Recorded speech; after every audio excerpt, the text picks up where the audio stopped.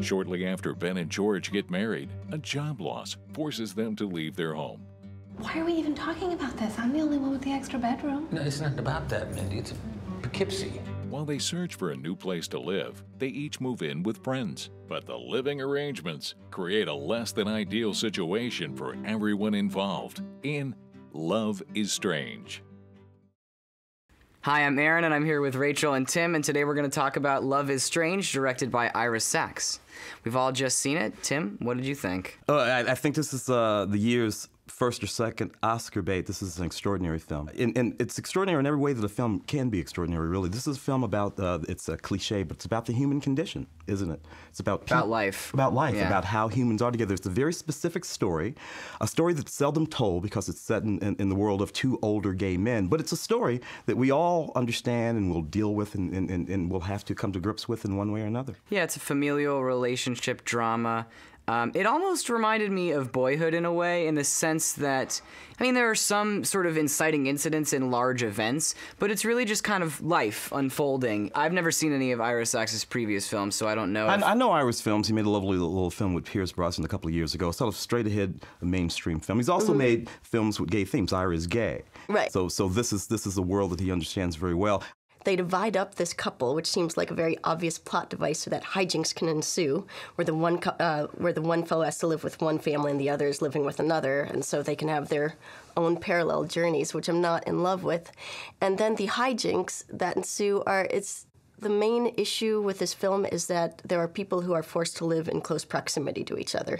That's a part of it. That's the main part of it, though. That's the whole thing at all. That's the pressure of the film. So you have people who don't have as much space as... It's them being separated. It's having to break up a couple that have been together and probably living together for almost 40 years. Right. Hijinks. I suppose I would take exception with the word hijinks. Sure. Because I think that what actually occurs is life.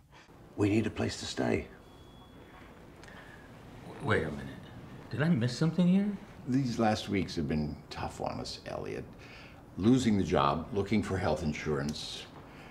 We need a breather. Yeah, believe me, moving out of here is the last thing we want to do. I think I would have just enjoyed more of Ben and George. They were my two favorite characters, and obviously the circumstances that they're in force you to have other characters that they interact with and that you have to learn about. But I thought their relationship was the strongest part of the film, and of course their performances were absolutely incredible. I mean, both Lithgow and Molina, particularly John Lithgow, who is one of our most underrated actors. He's playing a 71-year-old man in the movie. I think he's probably around that age. I don't know that he's underrated or not. I know I've always loved him. He's a comedic genius. He's great with Shakespeare. He's wonderful with language. I actually was not in love with his character here. So I feel like John Lithgow as well as Marisa Tomei are playing less than characters who are less strong, less interesting, less funny than the actors who are actually playing these roles. I'm going to disagree. For instance, there's nuance. Yeah, but for instance, Lithgow's character is this sort of like mamby-pamby character who's supposed to be doofy, unaware. I don't think that's true at all. He's playing sort of, I'm trying to sort of be, unobtrusive and meek. It feels like it's a half of a real person. To me, it doesn't feel like he fully let himself be in that character. To me, this film is beautiful in every way that a film can be beautiful. It's beautifully shot. The cinematography is exquisite. In just about every scene, there is something beautiful to actually look at. And very often, we see as much as we hear. And when we do hear something, it's as often music as it is people talking. And the music, again, is also exquisite.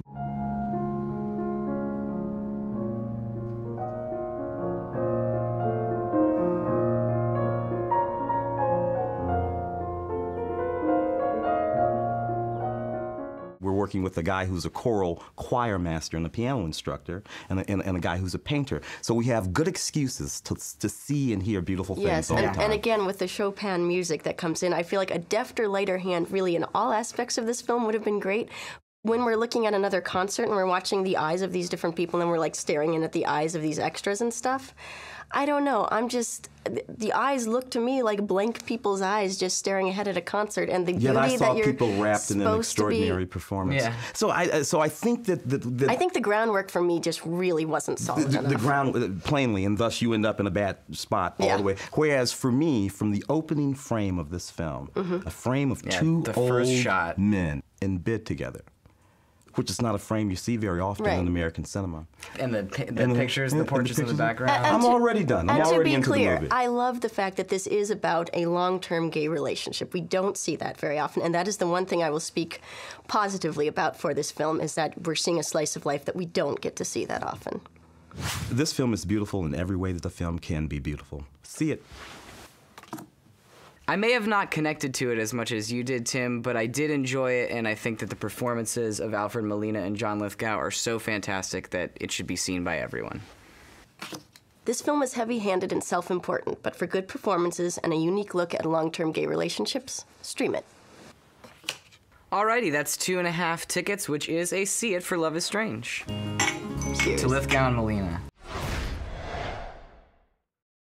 Hi, I'm Aaron. I'm here with Steve and Lance.